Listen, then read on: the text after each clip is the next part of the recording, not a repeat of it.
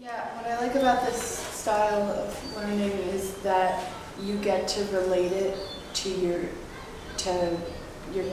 your life and just things you know about. It's easier to make connections, I think, and that was actually one of my and my friend's biggest complaints about a social studies class we took this year, was that it was a lot of information that's important to know, but it didn't make the connection to what we're dealing with in our lives now, and like politically, but also I guess personally.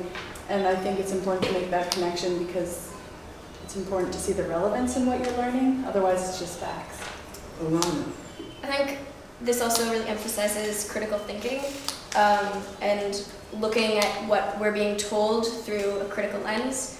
And I think that's a really important and skill to acquire, and it's not often taught in educational systems. But if we're pushing people to be critical thinkers, then I think that's going to help in a lot of areas. Francesca? I was going to mention the critical thinking aspect as well, but I also wanted to say that not only is this format much more engaging than a traditional social studies class, but it allows you to apply it to so many other areas in your life. So I feel like with a lot of my previous social studies classes, I've learned dates and I've learned about specific events at specific times, but I haven't really felt like that's contributed to my life or my view of the world in any way. But when you look at media, when you look at different biases that you're seeing in the world, it allows you to apply it to all different areas of your life, no matter what you're interested in. Luciana? It also, like she said, is like really engaging, so it involves the students in the discussion. I feel like you learn a lot more when you're having a discussion about something than when things are just being taught at you or facts are being thrown up on the screen and you have to write them down. Chintan? And I think this really ties to being well acquainted with media literacy itself. Like, we're in a world where media is all around us. We should be able to analyze it, and it's a skill that we will be able to use for our entire lives. And understanding to analyze it and looking at those components of the media and then kind of bringing it all together into a conclusion is really important. Any last comments? Yeah, Caitlin. I think it teaches it more generally because there's sort of two different ways to learn these kinds of like social studies topics. Like, you can learn all of the dates of like a war, all the big titles of people, but I feel like if you're able to like look at an image, it doesn't necessarily always help you. Like, you get thrown a lot of images in classes because teachers believe that it's going to help you to sort of see the reality of stuff.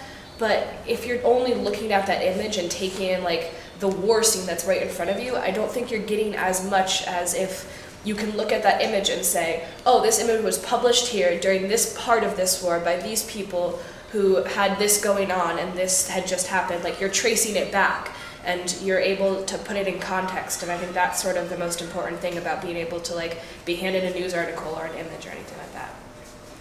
Jeff? I also think it's more versatile and lends its way to use in other circumstances. Unlike just feeding of information and dates, you can't use that skill in any other circumstance. But with critical thinking, you can use this to science, math, and English and other things, of analyzing the image or the poem or whatever you're looking at. And you can't really do that in traditional methods of teaching. I want to add one more thing that no one's mentioned. It's a little bit broader. This approach that we call constructivist, based on the assumption that you construct your own meaning of the world. I don't pour meaning into you, like Alana's comment about we have our own biases. You take what's being presented to you and you construct your own meaning. This work honors that agency that you have as the constructors of meaning.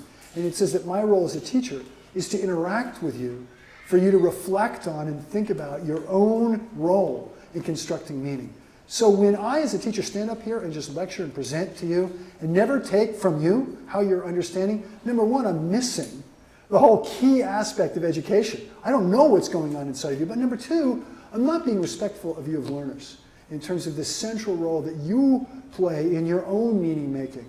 of how you understand things. So our hope is that this work is not just about being more effective in social studies to teach people about key concepts and ideas, or even just critical thinking, that it is a fundamental shift in education to locate the agency of education as much within the students' meaning making and the interaction with teachers as it is about a teacher up here and being entertaining and being able to deliver knowledge and information, because it's the 21st century.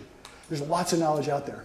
You know, you guys need to sift through, figure out, analyze, evaluate, and use it. And it's not my job anymore as a teacher, if it ever was, to try to fill you up with all the right kind of knowledge.